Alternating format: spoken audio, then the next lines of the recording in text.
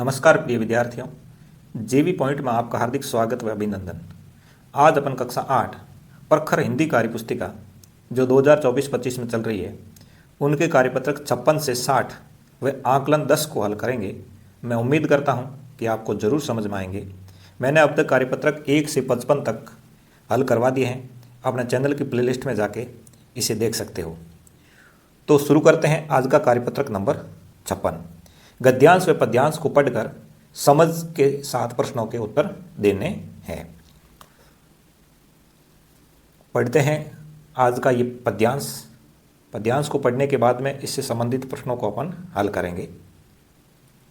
पद्यांश की जो पहली लाइन है वो क्या कह रही है कि मैली झोंपड़ियों के हैं ये मेले मेले बच्चे, उछलते कूदते खिलखिल हंसते हैं ये कितने अच्छे, मुझ जैसी इनकी दो आंखें मुझ जैसे दो हाथ, नहीं पढ़ा करते पर क्यों ये कभी हमारे साथ, नहीं हमारे साथ कभी ये जाते हैं स्कूल, क्यों इनके कपड़ों पर मम्मी इतनी ज़्यादा धूल, ढाबों में बर्तन मलते हैं या बोझा ढोते हैं, हम स्कूल में होते हैं तब ये चुप चुप रोते हैं, ये भी भारत के बच्चे हैं, ये भारत की शान है,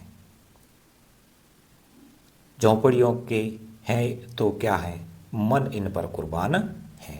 ये कुछ लाइनें थी, पद्यांश की लाइनें थी। इसको हमने पढ़ा। अब देखते हैं इससे संबंधित प्रश्नों को। पहला देखते हैं, हाव भाव के साथ गाओ अपने दोस्त को सुनाओ। तो मैंने अभी हाव भाव के साथ में ही गाया था, आपने सुना भी होगा। इसी तरीके से आप इसे गाओगे। दूसरा प्रश्न है, इस कविता में झोंपड़ी में रहने वाले बच्चों की बात की गई है। इस कविता को पढ़कर इसे अपने शब्दों में कहानी की तरह लिखना है। ये तो एक कविता की तरह है, आप इसे किस में लिखोगे, एक कहानी की तरह लिखोगे। तो शुरू करते हैं। मैंने लिखी है इसे एक कहानी के रूप में, आप इसे देखो क्या है, कहानी की तरह कैसे लिखते हैं। एक बार एक बच्चा अपनी माँ के साथ शहर घूमने गया। वहाँ पर उसने झुग्गी मेली झोंपड़ियाँ देखी और वहाँ के बच्चे भी देखे। वे उछल कूद कर हंसते हुए बहुत अच्छे लग रहे थे। ये बच्चे भी मेरे जैसे हैं, इनके भी दो आंखें और दो हाथ हैं, फिर भी ये हमारे साथ विद्यालय क्यों नहीं जाते। वह बच्चा आगे अपनी माँ से पूछता है कि इनके कपड़ों पर इतनी धूल क्यों है। वह देखता है कुछ बच्चे ढाबों पर बर्तन साफ कर रहे हैं, कुछ बच्चे ढो रहे हैं और रोते हुए बच्चे देखता है। वह बच्चा कहता है कि ये भारत के बच्चे हैं, भारत की शान है, पर इन पर मेरा मन कुर्बान है। इस तरीके से ये आपको कहानी लिखनी थी। ये पूरी कहानी मैं एक साथ में आपको बता देता हूँ। इस तरीके से ये पूरी कहानी लिखनी थी। आप इस वीडियो को पॉज करके आसानी से पूरी कहानी को इसी तरह लिख सकते हो। बढ़ते हैं आगे कार्यपत्रक नंबर 57 की तरफ। विषय वस्तु को पढ़कर विश्लेषण कर पाना, यानी कहानी को पढ़ना है, फिर प्रश्नों के उत्तर देने हैं। तो देखते हैं कहानी को, फिर इससे संबंधित प्रश्नों को हल करेंगे। कहानी कुछ इस प्रकार है कि बच्चों, तुमने चिड़ियाघर में भालू अवश्य देखा होगा। पहले मदारी इन्हें पालते थे, इनका नाच दिखाकर लोगों का मनोरंजन करते थे। ये भालू काले होते हैं, परंतु क्या तुम्हें पता है कि भालुओं की एक सफ़ेद प्रजाति भी होती है। ये भालू बर्फीले प्रदेश में पाए जाते हैं। इन्हें पोलर बियर भी कहा है। भालू, सफ़ेद भालू की त्वचा मोटी होती है, त्वचा पर सफ़ेद रंग के घने किंतु मुलायम बाल होते हैं। सफ़ेद भालू तैरने में कुशल होते हैं। सफ़ेद भालू का रंग बर्फ़ से मिलता जुलता होता है। भालू की नज़र बहुत तेज होती है, वह अपने शिकार को दूर से ही देख लेता है। सील मछली भालू का प्रिय भोजन है। सील मछली सांस लेने तथा आराम करने के लिए जब समुद्र किनारे आती है तो भालू अपने शिकार बना लेता है। भालू सोने और खाने के शौकीन होते हैं। भूमंडलीकरण, उष्मीकरण की वजह से इनकी संख्या है वो कम होती जा रही है। तो ये कुछ इस प्रकार कहानी थी कि भालू जो हैं उनका रंग कैसा होता है और बर्फीले प्रदेशों के जो भालू है उनका रंग कैसा होता है। और भालू की कुछ विशेषताएं भी इसमें बता रखी हैं कि भालू क्या क्या खाता है, भालू को क्या क्या कहा जाता है, भालू कम पढ़ते जा रहे हैं तो क्यों पढ़ते जा रहे हैं। इस प्रकार कुछ विशेषताएं भी इसमें बताई हैं। अपन इसी गद्यांश को देखते हुए सभी प्रश्नों के जवाब है वो देने की कोशिश करेंगे। शुरू करते हैं पहला प्रश्न। पहला प्रश्न इस प्रकार है कि सफेद रंग के भालू कहाँ पाए जाते हैं और इन्हें दूसरे किस नाम से जाना जाता है। तो ये जो सफेद रंग के भालू हैं ये बर्फीले प्रदेशों में पाए जाते हैं, जहाँ बर्फ पड़ती है उन प्रदेशों में आपको सफेद रंग के भालू देखने को मिलेंगे और इन्हें पोलर बियर के नाम से जाना जाता है। दूसरा नाम है इनका पोलर बियर, तो इसे पोलर बियर के नाम से जाना जाता है। दूसरा प्रश्न इससे संबंधित देख लेते हैं। सफेद भालू की त्वचा होती है, कैसी होती है? मोटी होती है। दोनों में से उत्तर देना, खुरदरी या मोटी? तो मोटी होती है। खाली जगह सोने और खाने के शौकीन होते हैं कौन, भालू या मदारी? तो भालू जो होते हैं वो खाने के और सोने के शौकीन होते हैं। 4 नंबर प्रश्न देख लेते हैं। किस कारण से भालुओं की संख्या कम होती जा रही है? तो ग्लोबल वार्मिंग के कारण, भूमंडलीकरण के कारण भालुओं की संख्या है वो कम होती जा रही है। ग्लोबल वार्मिंग बोलो या भूमंडलीकरण बोलो, भूमंडलीकरण के कारण। 5वां देखते हैं। भालू के स्वभाव की विशेषताओं के बारे में लिखिए। भालू का स्वभाव कैसा होता है? भालू स्वभाव से कैसे होते हैं? तो भालू सोने और खाने के शौकीन होते हैं। भालू की नज़र है वो बहुत तेज़ होती है। ये 2 विशेषताएं थी जो मैंने बता दी हैं। और भी काफ़ी विशेषताएं होती हैं, जैसे भालू का प्रिय भोजन सील मछली होती है। 6ठा प्रश्न देख लेते हैं। आप ऊँट के बारे में इसी प्रकार से लिखिए, जिस प्रकार भालू की विशेषता लिखिए ऊँट की विशेषता भी लिख सकते हो। तो ऊँट को रेगिस्तान का जहाज कहा जाता है, पहली विशेषता तो यही है। ये काफ़ी दिनों तक बिना पानी के रह सकता है। ये काफ़ी दिनों तक क्या रह सकता है? बिना पानी के रह सकता है। ये मरुस्थल में पाया जाता है। इस प्रकार ये ऊँट की भी कुछ विशेषताएं आपको लिखनी है। तो बच्चों अपने कार्यपत्रक 57 है वो पूरा हो जाता है। बढ़ते हैं कार्यपत्रक 58 की तरफ। इसमें भी आपको एक गद्यांश देखने को मिलेगा और गद्यांश को पढ़ करके इससे संबंधित प्रश्नों को हल करना है। तो ये गद्यांश बहुत बड़ा है। शुरू करते हैं इस गद्यांश को पढ़ करके। गद्यांश कुछ इस प्रकार है कि भारत में बहुत लोग यात्रा करने के लिए रेलगाड़ियों का उपयोग करते हैं। वे तेज़ व सस्ती और उपयोग करने में आसान हैं। विशेष रूप से लंबी यात्रा के लिए इसके अलावा वे अधिकतर स्थानों तक जाती हैं। इसलिए चाहे आप सबसे बड़े शहर में हो या सबसे छोटे गांव में, संभावना यही है कि आपने रेलगाड़ी का ऊंचा हॉर्न जरूर सुना होगा। सामान को एक स्थान से दूसरे स्थान तक ले जाने के लिए रेलगाड़ियां बहुत उपयोगी हैं। यदि रेलगाड़ियां ठीक से न चले तो लोग बहुत सी महत्वपूर्ण वस्तुएं नहीं खरीद सकेंगे। यदि रेलगाड़ियों को चलाना बंद कर दें तो लोग यात्रा नहीं कर सकते, दुकानों का सामान को नहीं पहुंचाया जा सकेगा और पूरा देश थम जाएगा। भारतीय रेल दुनिया की सबसे बड़ी रेल नेटवर्क में से एक है। भारतीय रेल विभाग प्रतिदिन 13,000 रेलगाड़ियां चलाता है, जिनमें बहुत लोग यात्रा करते हैं। यह इतने अधिक लोगों को रोजगार उपलब्ध कराती है कि यह दुनिया की 4थी सबसे बड़ी कंपनी है। इसलिए जब आप अगली बार किसी रेलगाड़ी को गुजरते देखें तो मुस्कुराकर हाथ हिलाकर इसका स्वागत करें। अब इसमें एक डिब्बे में भी कुछ बातें लिखी हुई है, उसको भी देख लेते हैं कि जो रेलगाड़ी सबसे अधिक दूरी तय करती है उसका नाम विवेक एक्सप्रेस रखा गया है। यह असम के डिब्रूगढ़ से तमिलनाडु के कन्याकुमारी तक सफ़र करती है। ये विवेक एक्सप्रेस जो है ये असम से शुरू होती है और तमिलनाडु के कन्याकुमारी तक सफ़र करती है। 4,286 किलोमीटर की दूरी तय करती है। अगर शुरू से अंतिम स्टेशन तक इस गाड़ी में यात्रा करें तो आपको 80 घंटे 15 मिनट का समय लगेगा। 55 स्टेशन पर रुकती है। इस तरीके से ये गद्यांश था। अब इससे संबंधित प्रश्नों को हल कर देते हैं। भारत में प्रतिदिन कितनी रेलगाड़ियां चलती हैं? तो लगभग 13,000 रेलगाड़ियां चलती हैं। भारत में रेलगाड़ियों का उपयोग कौन करता है? तो लगभग प्रत्येक व्यक्ति है वो रेलगाड़ियों का उपयोग करता है।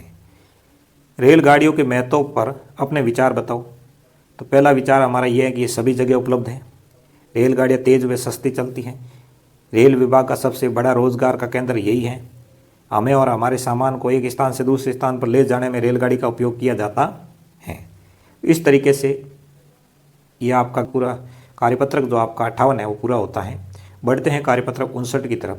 अनुच्छेद को पढ़कर तथ्यों का विश्लेषण करना है। सेम है, गद्यांश से इसे पढ़ना है और प्रश्नों के उत्तर देने हैं। विशु को उनके 16वें जन्मदिन पर उसके पिताजी ने उसे मोटरसाइकिल उपहार में दी। विशु आज बहुत खुश था। उसने अपने दोस्त यश और गगन को अपनी मोटरसाइकिल पर बैठाया और दूर तक घूमने निकल गई। उनकी मोटरसाइकिल आज हवा में बातें कर रही थी, सबसे आगे सबसे तेज। तभी सामने के मोड़ से आ रही एक गाड़ी ने उनकी मोटरसाइकिल को तेजी से टकरा गई। तीनों मित्र सड़क पर गिरकर दूर तक घसीटते चले गए। उनको गंभीर चोटें लगी। तीनों ने हेलमेट नहीं पहना था, जिससे उनके सिर पर गंभीर चोटें लगी। उनके माता पिता बहुत दुखी हुए। ये कुछ इस प्रकार अनुच्छेद था। इसको पढ़ने के बाद में इसी के अंदर ही आपको इन प्रश्नों के जवाब देखने को मिलेंगे। पहला प्रश्न देख लेते हैं कि विशु की दुर्घटना का प्रमुख कारण क्या था? क्योंकि वो तेज गति से गाड़ी को चला रहा था। दूसरी कारण यह था उन्होंने हेलमेट भी नहीं पहना था। तो ये दो कारण आप बता सकते हो। आगे दूसरा प्रश्न, आजकल अधिकतर युवाओं द्वारा असावधानी से वाहन चलाए जा रहे हैं। इसका दुष्परिणाम उसके परिवारजन को किस प्रकार भुगतना पड़ता है, स्पष्ट कीजिए। तो उसके परिवारजन को इनका जो दुष्परिणाम है भुगतना पड़ता है, क्योंकि चोट लगने से उनमें दिव्यांगता आ जाती है तो परिवार के लिए बोझ बन जाता है। गंभीर दुर्घटना से मृत्यु हो जाने के कारण परिवार को विपदा पड़ जाती है। तो ये दो कारण तो आप लिख ही सकते हो।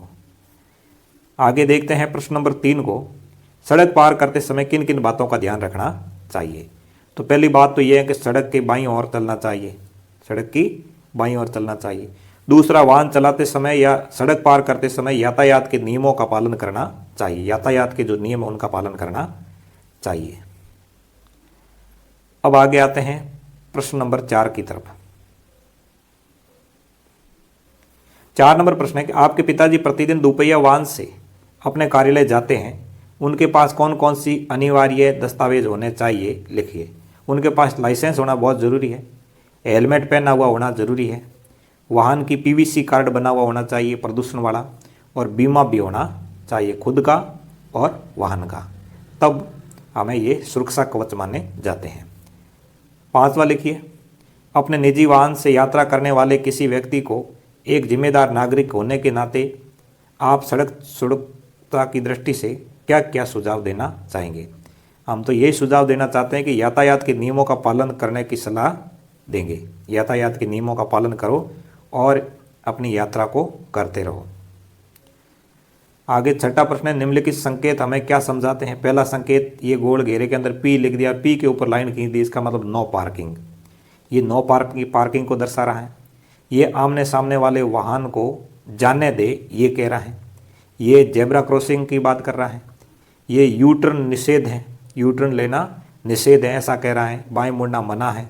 इस तरीके से ये आपको संकेत देने का काम करते हैं। इसी तरह बढ़ते हैं कार्यपत्रक नंबर 60 की तरफ।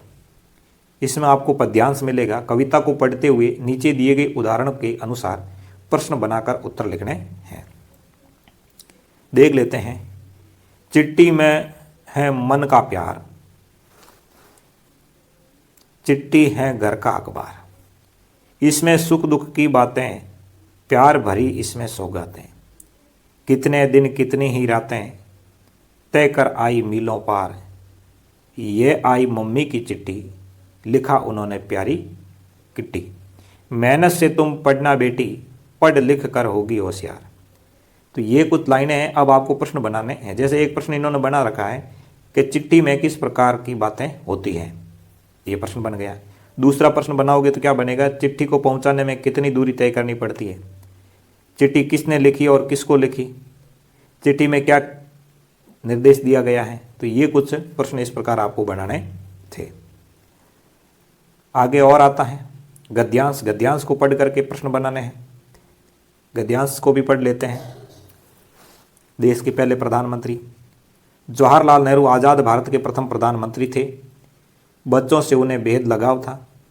वे चाचा नेहरू के नाम से जाना जाते थे। उनकी बेटी इंदिरा जब 10 वर्ष की थी, नेहरू जी ने उन्हें अनेक चिट्ठियां लिखी थी। इनमें बताया गया है कि पृथ्वी की शुरुआत कैसे हुई और मनुष्य ने अपने आप को कैसे धीरे धीरे समझा और पहचाना। ये चिट्ठियाँ बच्चों में अपने आसपास की दुनिया के बारे में सोचने समझने और जानने की उत्सुकता पैदा करती है। नेहरू जी को अपने देश के बारे में बोलने बताने में विशेष आनंद आता था।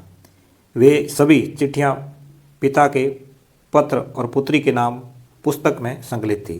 संसार पुस्तक है, इसी पुस्तक से साभार लिया गया है। खास बात यह है कि ये पत्र नेहरू जी ने अंग्रेजी में लिखे थे। हिंदी में अनुवाद हिंदी के मशहूर उपन्यासकार मुंशी प्रेमचंद ने किया था। यानी जवाहरलाल नेहरू ने सारे पत्र अंग्रेजी भाषा में लिखे थे। पत्रों का हिंदी अनुवाद करवाना मुंशी प्रेमचंद ने काम किया। तो ये कुछ प्रधानमंत्री के बारे में बातें लिखी हुई थी, चिट्ठियों के बारे में बातें लिखी हुई थी। अब आपको इसी से संबंधित प्रश्न बनाने हैं तो आसानी से प्रश्न बना सकते हैं, इसमें कोई ज़्यादा ऐसा नहीं है।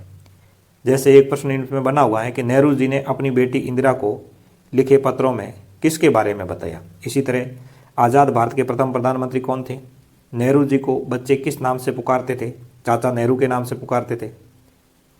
नेहरू जी की चिट्ठियों का संकलन किस पुस्तक में होता था। तो इस प्रकार ये प्रश्न बनते हैं। इन्हीं प्रश्नों के उत्तर भी इसी गद्यांश में आपको देखने को मिलेंगे। तो बढ़ते हैं बच्चों, अगले कार्यपत्र पूरे हो जाते हैं अगले आकलन की तरफ। आकलन नंबर 10। आकलन नंबर 10 में आपका पहला प्रश्न है कि निम्नलिखित वाक्य में क्रियापद है, बच्चा तेज दौड़ रहा है। तो इसमें दौड़ना क्रिया है, दौड़ना यहाँ पर क्या है, क्रिया है। हरि ने मुझे एक पुस्तक उपहार में दी, उक्त वाक्य में काल कौन सा। यानी हरि ने मुझे एक पुस्तक उपहार में दी, वर्तमान की बात कर रहा है, वर्तमान काल का वाक्य है। स्वतंत्र भारत के प्रथम प्रधानमंत्री जवाहरलाल नेहरू थे। आगे देखते हैं प्रश्न नंबर 4।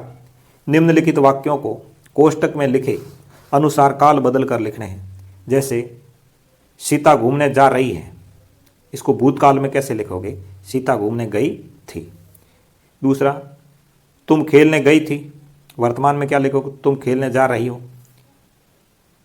यह मेरा खेत था, भविष्य में क्या लिखोगे, यह मेरा खेत होगा, भविष्य में होगा कभी कभी। इस तरीके से जवाब देने थे।